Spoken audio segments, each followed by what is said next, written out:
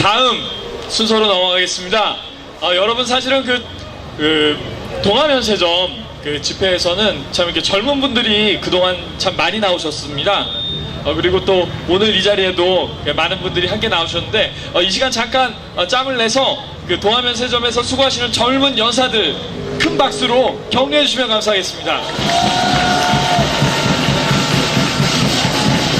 예, 이 시간에 특별히 그 중에서도 또 많은 사랑을 받고 계신 전라도의 딸 김아림 양 아시나요? 저희가 대표로 김아림 양 모셨습니다. 큰 박수로 환영해 주시면 감사하겠습니다. 네, 전라도 딸입니다. 여러분 반갑습니다. 그리고 그동안은 좀 여기 우리 대표님 이것 좀 잡아주세요. 네. 제가 여기 처음에 왔을 때는 비가 오던 날인데 청년들이 한 손으로 꼽아도 이 손가락이 남아가지고 제가 너무 슬퍼가지고 애국가 부르다가 울었었습니다. 근데 오늘은 청년분들 이렇게 많이 와주시니까 제가 너무 감격스러워가지고 눈물이 날 것 같네요. 근데 집에 가서 올게요, 여러분. 네.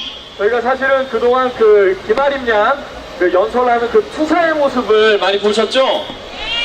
오늘은 약간 그냥 일반인 김아림 양을 연단에 모시고 말씀을 조금 나눠보려고 합니다. 이게 사실은 전라도에 여러분 정말 애국자분들이 많습니다. 그렇지 않습니까? 네, 그런데 또 특별히 김아림 양께서 전라도의 딸이라는 이름으로 연설에 나오고 계신데 전라도의 딸이 어떻게 우파가 되었는지 궁금해하시는 분들이 많이 계신 것 같아요. 그렇죠? 예, 잠깐 설명해 주실 수 있으신가요? 네, 저는 우파로 바뀌었다라기보다는 제가 어렸을 때 태어났던 가난을 배경으로 해서 우파가 될 수밖에 없는 그런 숙명이었던 것 같습니다.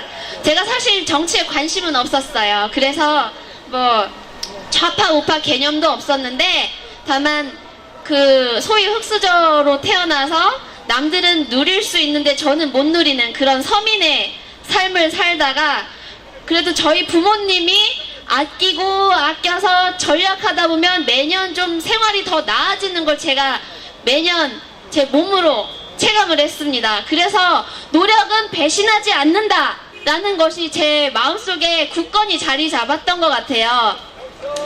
그런데 나중에 좌파가 되어 있는 제 친구를 보니까 자기가 사고 싶은 거 있으면 다 사고 저보다 좀 여유가 있는 친구인데도 불구하고 돈이 없으니까 저한테 빌려 가기도 하고 심할 때는 카드 돌려막기기도 하고 그러던 친구가 항상 생활에 불평 불만이 되게 많았던 것 같아요. 그게 요즘에 와서 제가 좌파 우파의 차이로 좀 절실히 느끼고 있는 것입니다.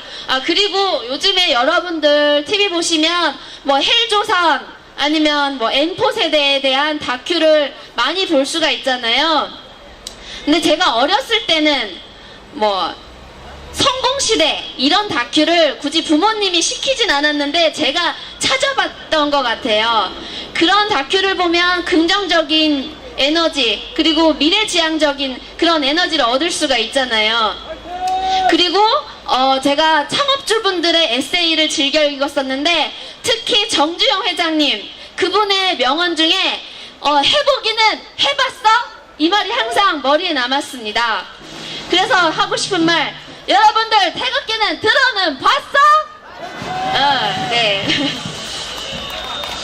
예. 네. 그렇게 해서 그런 에세이를 읽는데 그런 책뿐만이 아니라 진짜 세상은 어떤 것인가 제가 너무 궁금해서 책을 이렇게 딱 덮고 밖으로 나갔습니다. 그래서 양말 장사를 한 100일 정도 해봤었어요. 그래서 오며 가면서 만나게 되는 사장님, 회장님들이 저한테 많은 우파 정신을 심어주시는 그런 조언들을 많이 해주셨었고, 그런 영향을 받았었는데, 그때 벌었던 돈으로 대학교 입학금도 내고 남은 돈 10만원 탈탈 털어서 제가 자본주의의 꽃 증시에 좀 투자를 시작을 했습니다. 그렇게 해서 국내외 경제 기사를 많이 찾아보게 됐는데, 그렇게 해서 생긴 우파 정치관념이 어디서 꽃을 피웠느냐. 이제 2014년 세월호 사건이 일어났고, 그리고 박근혜 대통령의 사기 파면이 있었죠. 그와 맞물려서 미국과 중국 간의 그 갈등이 점점 더욱더 커졌습니다. 그것이 이제 저의 관심을 확 가지게 했던 것이 작년 12월 그 트럼프 대통령의 12월 예루살렘을 이스라엘의 수도로 인정했던 적이 있었죠. 그때부터 이제 꼬리에 꼬리를 무는 연결고리 속에서 제가 대한민국의 현대사를 조사해보게 됐습니다. 이 현대사는 제가 학교 다니면서 선생님들이 가르쳐 주시기를 잘 안 하셨던 것 같아요. 현대사가 나오면 거의 되게 흐지부지 그냥 학기가 끝났던 걸로 제가 기억을 합니다. 그렇게 해서 알아보게 된 대한민국의 민주화는 민주화가 아니라 우리 분단 때부터 지리산, 빨치산들이 숨어들었고, 그리고 흠남철수 때 그 많은 사람들 중에 우리 대한민국 거제도 그쪽으로 갔던 간첩들, 그들이 여태까지 간첩질, 공작질해서 우리나라가 이 모양 이 꼴이 된 거 아닙니까? 그렇게 해서 제가 좌파우파 개념을 조금이나마 더 이해를 하게 됐고, 제가 지난날에 제 삶을 돌아봤을 때 저는 우파의 길을 걸어왔던 걸로 생각합니다, 여러분. 네. 네, 여러분들 그 김아린 양의 개인적인 이야기들 재미있으시죠? 예, 조금 더 몇 가지 저 질문을 드렸으면 하는데요. 지금 이 피켓 저보고 지금 이렇게 들고 있으라고 네. 하셨는데 어제 열심히 들고 있습니다. 만들었어요. 이게 어떤 네. 의미인가요? 현재 여러분도 아시다시피 7월부터 미중 무역 전쟁이 벌어지고 있죠. 이것은 지난 20세기에 1차, 2차 세계대전 중간에 있던 1929년 세계 대공황 이래로 가장 최대 규모의 무역전쟁이라고 합니다. 그런데 우리 대한민국은 세계에서 뚝 떨어져 있는 어디 구석탱이에 처박혀 있는 세계 선진국들이 외면하는 그런 나라인가요? 아니잖아요. 세계 패권을 위한 무역 거래랄지 군사력 우위를 점하는 데 있어서 아시아, 태평양을 연결하는 중요한 자리에 우리 대한민국이 위치해 있고, 그래서 우리가 이 미국과 중국의 영향을 무시할 수가 없지 않습니까? 그러면 우리가 이기는 편에 서야 되지 않겠습니까? 어디죠? 미국이죠? 그리고 2014년은 우리 대한민국 국민들이 전체가 세월호 사건으로 인해서 슬펐던 한 해였습니다. 그리고 국제적으로 2014년을 기점으로 해서 미국과 중국 간의 갈등이 어떻게 해서 더 커졌냐면 그 PPP, 즉 구매력 평균 가격 기준이라고 해서 중국 GDP가 미국을 이렇게 넘어서면서 미국의 위기의식을 갖게 했습니다. 물론 우리가 일반적으로 쓰이는 명목 GDP는 미국이 중국보다 훨씬 앞장서고 있었습니다. 그런데 지난 500년 역사에서 신흥국이 강국의 그 지위를 위협했던 사례가 16번이 있었답니다. 그 중에서 무려 12번에 달하는 사례가 전쟁으로 귀결됐다고 합니다.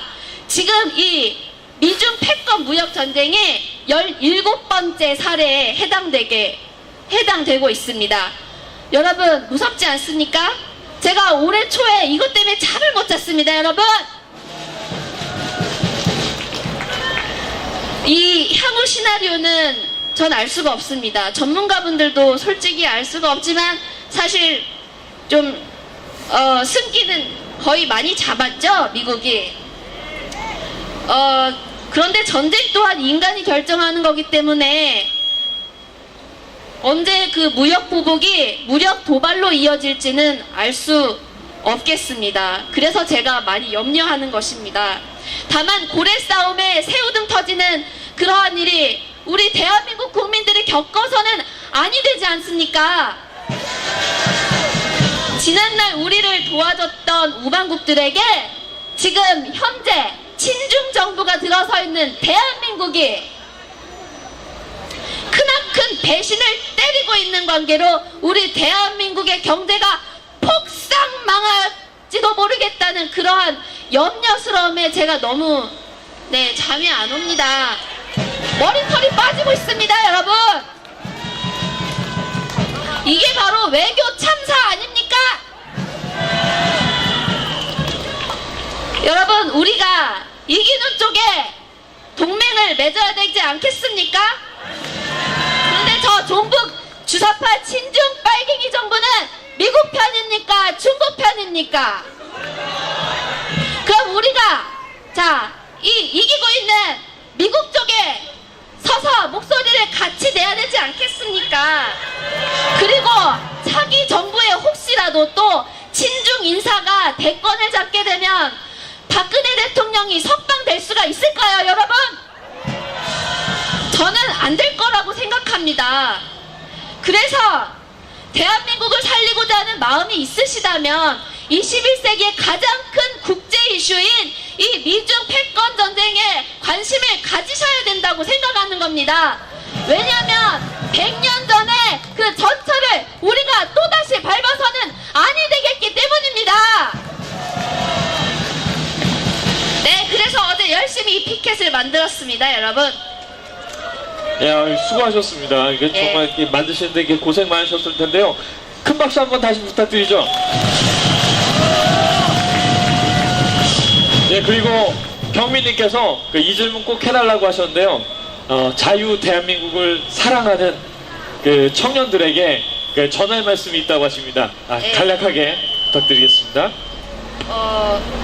1910년에 이완용, 매국노 이완용이 우리 영토와 백성들을 팔아넘겼을 때도 이 땅의 그 백성들은, 조선 백성들은 참 평화로웠죠.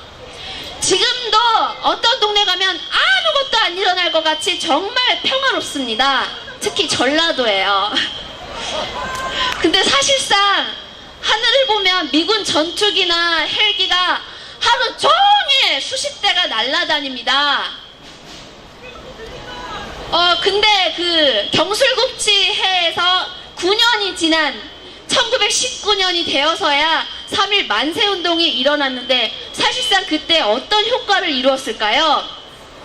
1945년에 일본의 그 원자폭탄이 떨어지게 되면서 우리가 광복을 얻게 됐는데 사실상 우리 대한민국 되기 전에 타국의 식민지가 될 수도 있을 뻔한 걸 우리가 그 독립을 보장을 받게 된 이유는 바로 3.1 만세운동이 그 몇십 년이 지나서 큰 효과를 발휘했던 것이 아니겠습니까? 그것이 외신에 알려졌기 때문이라고 저는 생각을 합니다. 그리고 월남의 경우도 미군이 철수하게 된 계기가 그 평화협정에 속은 월남 국민들의 무지함이 아니었을까요? 그 월남을 지켜줄 필요성을 못 느꼈던 미군이 철수하게 되자 2년 뒤 어떻게 됐습니까? 월남을 침공해서 수백만 명이 다 죽었지 않습니까? 그러니까 우리 애국할 수 있을 때 열심히 태극기 흔들고 문재인 정부 규탄하고 저 외신에 특히 우리 목소리를 외쳐야 되겠지 않습니까?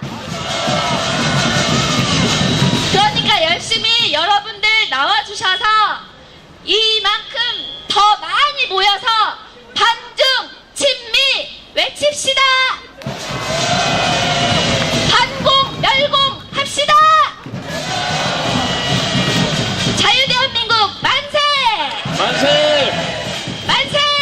만세!